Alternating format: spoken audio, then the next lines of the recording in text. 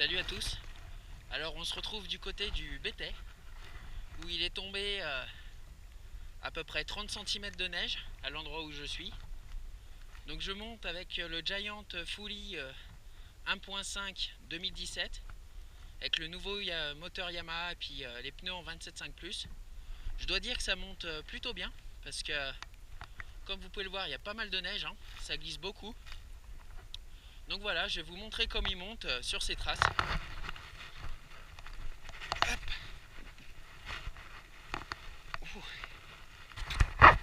Allez, on est reparti.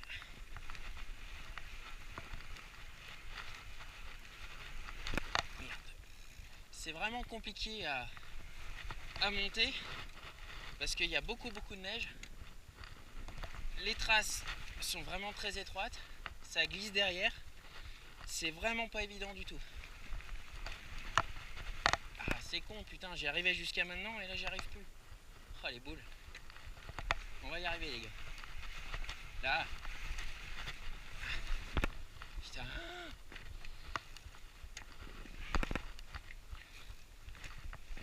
Ah, c'est toujours quand on filme qu'on se plante. Ah là là. Puis je suis dans un endroit qui est vraiment dur en plus.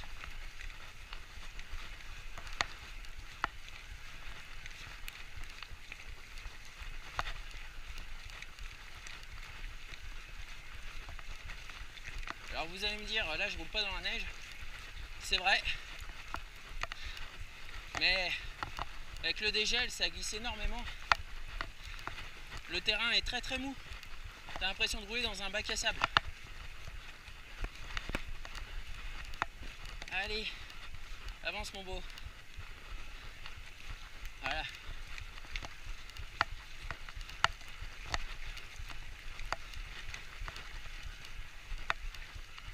Hop, je suis passé en mode active. C'est plus facile.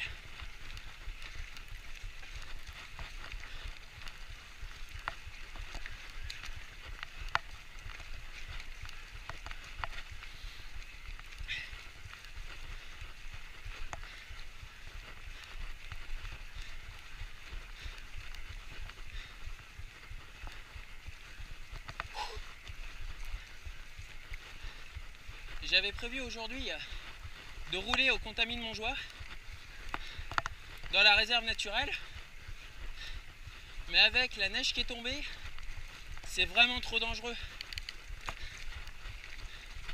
Il y a des gros ravins et faut pas prendre le risque, faut pas jouer au con quoi. Ça m'éblouit tellement que c'est blanc.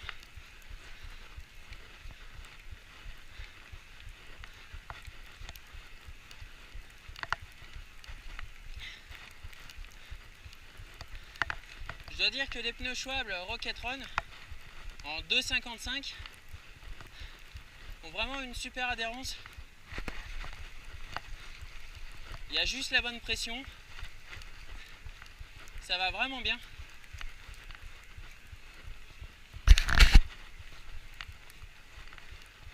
Wouh!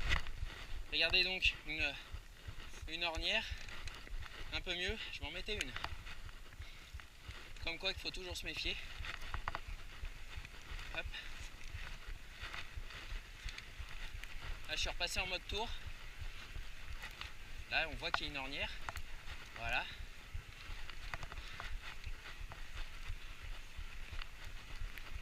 Ça patine un peu à cet endroit là.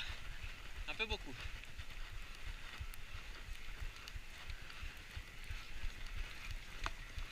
Ah, là il y en a vraiment épais.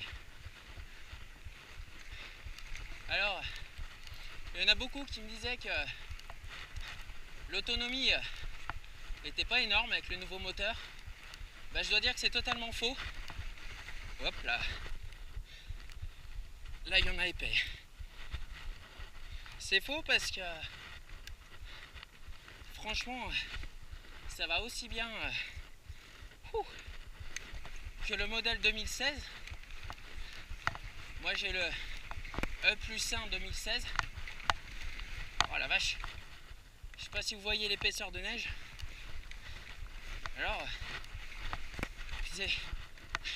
c'est vraiment étroit.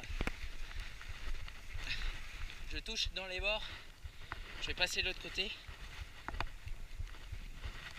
Hop, ça sera plus simple. Nous y voilà. Hop. Oui, je trouve que l'autonomie, je trouve qu'on a même plus d'autonomie avec le nouveau moteur parce qu'on a plus de modes. Sur ce modèle là il y a 2 fois 10 vitesses, ce qui m'a permis de monter beaucoup plus longtemps le moteur éteint. Je trouve que la roue libre aussi elle est plus efficace que sur mon Giant 2016. Donc il y a plein de petits paramètres en plus qui font que l'autonomie est plus grande. Donc je suis vraiment conquis à 100%. Et après avoir essayé ce vélo, bien franchement, tout ce que j'ai envie de faire, c'est d'aller voir mon banquier et puis commander le vélo. Hein. Parce que là, c'est vraiment impressionnant. Le moteur, il a le système des 4 capteurs, si je dis pas de bêtises. C'est pratique parce que quand on est dans une côte, il relance tout de suite. Ça veut dire que il y a des endroits dans les côtes où on se plante, on repart pas. Et ben là, on peut repartir nickel. Donc c'est vraiment génial.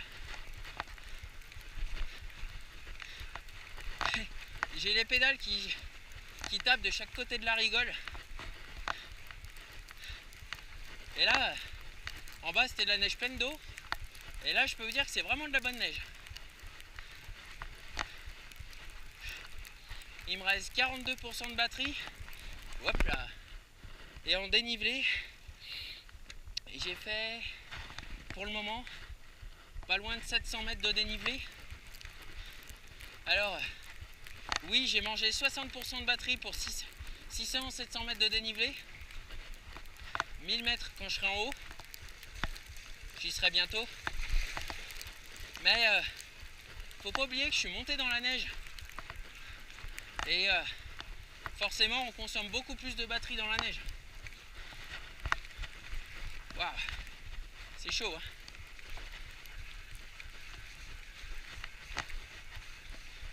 Vous voyez, c'était un peu galère au début. Et une fois que j'ai repris le coup de main, c'est bon, on s'en sort. Voilà. Bon, je vais vous laisser. Et puis pour redescendre, je vais essayer de passer par les pistes de ski. On verra bien ce que ça donne. Donc voilà, il y a beaucoup de neige, donc je sais pas si ça va aller. Il faut tenter, on verra bien. Donc à plus dans une prochaine vidéo. Et puis vous allez dire que je suis chiant avec ça, mais je remercie vraiment mon magasin de m'avoir prêté ce vélo. Parce que c'était un essai vraiment extraordinaire. Et ils n'étaient pas obligés de me le prêter. Ils auraient pu tout simplement me le louer. Et voilà, je trouve ça vraiment super sympa de leur part. Et voilà, c'est important pour moi. Et puis, n'oubliez pas une chose, c'est toujours important de faire marcher votre magasin. Donc achetez des composants chez eux, pas tout sur internet. Parce que sinon, nos magasins vont disparaître avec le temps. Donc c'est vraiment important. Moi je peux pas tout prendre en magasin parce que le budget, on peut pas se mentir, hein, c'est beaucoup moins cher sur internet. Mais par exemple, je vous donne un exemple, j'ai acheté une fourche, une Fox 36 Fit 4 160 traitement Kashima. Je l'ai payé 1400 € chez mon vélociste. Et j'aurais pu l'avoir la même lors d'une promo flash chez Alltrix pour 900 €, c'est-à-dire 500 € moins cher. Et j'ai choisi quand même de la prendre chez mon revendeur. Et je l'ai payé 500 € plus cher. Mais au moins, je fais marcher mon revendeur, je le fais vivre. Et puis, ça marche dans les deux sens. Donc voilà, n'oubliez pas que c'est hyper important de continuer d'acheter un maximum en magasin, même si vous n'achetez pas tout. Voilà. Bon bah les amis, J'arrive bientôt en haut. Je vous reprendrai à la descente. À toutes!